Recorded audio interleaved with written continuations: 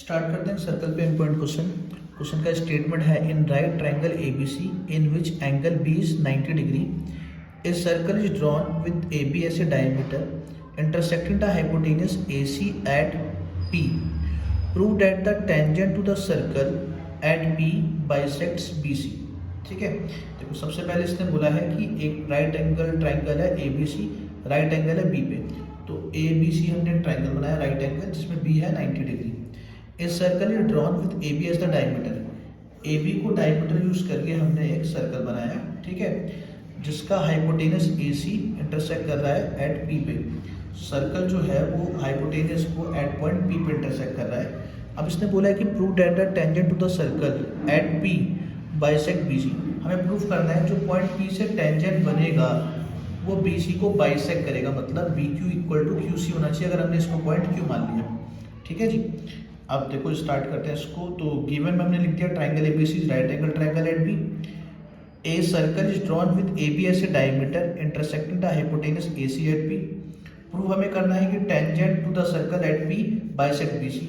ठीक है, अब यहाँ पे हमने प्रूफ के अंदर सबसे पहले इन एंगल्स को नेम दे दिए, जैसे कि एंगल BAC को हमने एंगल 1 लिख दिया, उसके बाद PBC को एंगल 2 लिख दिया और एंगल BPQ को एंगल 3 लिख दिया, एंगल QPC को एंगल 4 लिख दिया, एंगल PCQ को एंगल 5 लिख दिया ताकि थोड़ा सिंपल हो जाए लिखना। ठीक है, अब देखो आपका जो एंगल APB है वो 90 डिग्री होगा। कौन सा? APB, ये क्या होगा? 90 डिग्री। क्यों?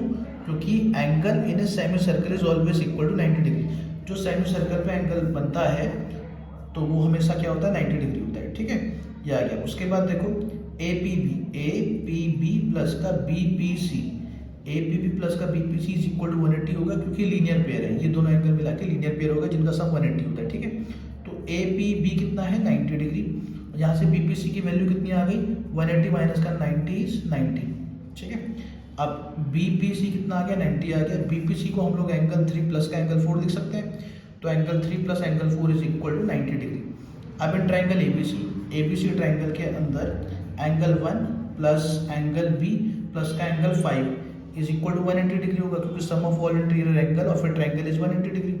तो एंगल ABC तो आपका 90 डिग्री दिया है इसने, तो इसकी जगह 90 पुट कर दिया, तो यहाँ से एंगल 1 प्लस 5 कितना आ गया? 90 डिग्री आ गया। ठीक है, जिसको इक्वेशन सेकंड मान लिया।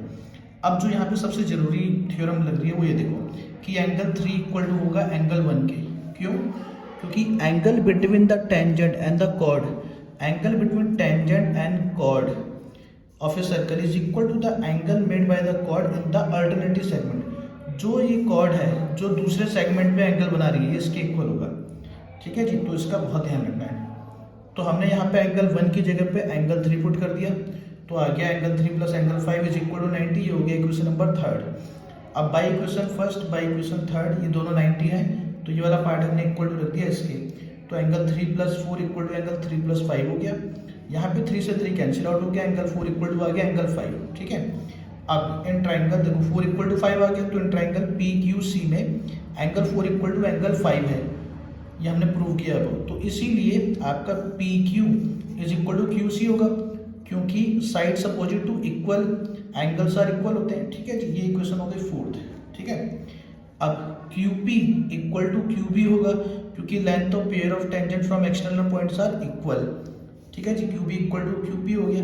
तो by equation 4th and 5th ये भी PQ है, ये भी PQ है, तो QC बराबर हो गया BQ के, तो BQ बराबर हो गया QC, BQ बराबर QC हो गया। इसका मतलब tangent to the circle at P bisect BC, इसका मतलब टेंजेंट इसको बाइसेक्ट कर रहा है। ठीक है जी, तो ये इसका कंप्लीट सॉल्यूशन है।